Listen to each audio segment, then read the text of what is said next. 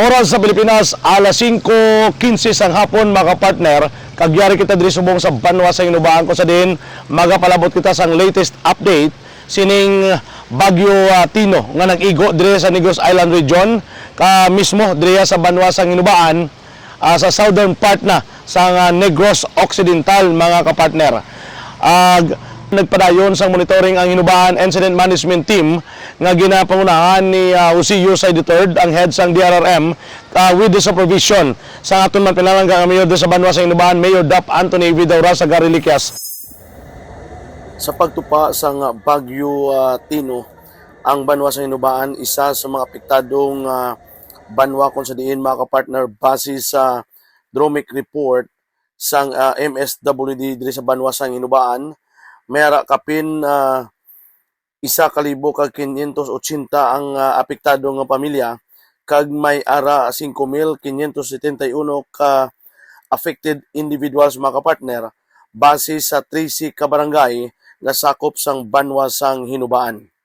Kaga sinilanggid no nga adlaw mga kapartner ginpatigayon ang pagmonitoring kaga bisita sang Mayor Drea sa Banwa sa Hinubaan nga mo si Honorable Mayor Dap Anthony Vidaura sa Gariliquias kung sa din mga kapartner tagsa ka mga evacuation center iyagin bisitahan kag ginsikyar ang mga evacuees mga kapartner nanungod sa ilang sitwasyon kaga ang ilang plastada mga kapartner samtang ara sila sa evacuation center.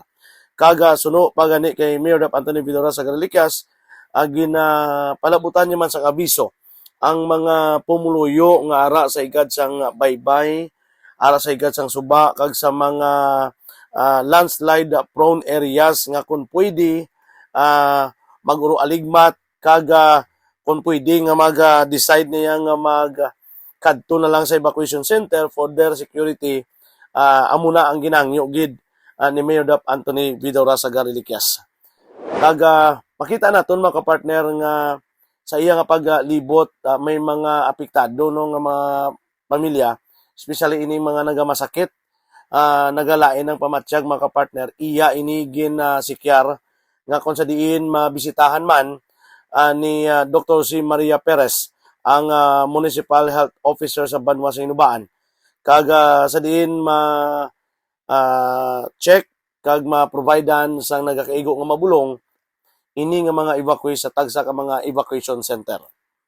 Pagdugang pa mga kapartner si Congresswoman Mercedes Ring Alvarez nagpalabot man sang bulig pinaagi sa mga tinapay mga kapartner nga distribute sa tagsa ka mga pamilya nga sa diin ara sa evacuation center mga kapartner paagi kay SB member Tammy Santes kag SB member GB Reliquias kung sa diin mga kapartner ini nakabulig sa ilang kinanglanon no nga pagkaon sa kaginas ang aga mga kapartner.